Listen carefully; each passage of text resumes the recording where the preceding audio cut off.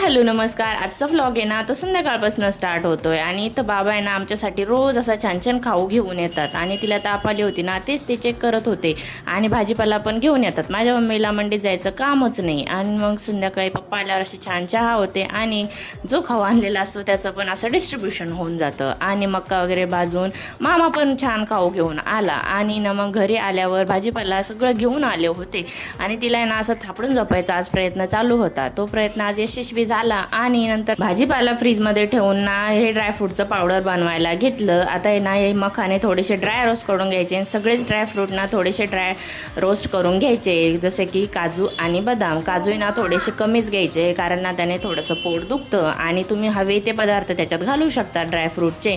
आता आमच्या ठमूबाईला एवढे सण होतात मग तेवढेच घातले आणि ना गोडव्यासाठी ना डेट्स म्हणजेच ना खजूर तुम्ही ॲड करू शकतात आणि याचं पावडर बनवून ना तुम्ही रोज 1 चमचा दुधामध्ये देऊ शकतात। आणि थंडी वाढली ना तर थंडीमध्ये हे एक काम वाढून जातं ते म्हणजे बॉडी लोशन लावणे। आणि मग असं संपलं आजचं दिवस। चला भेटूया नेक्स्ट व्हिडिओ।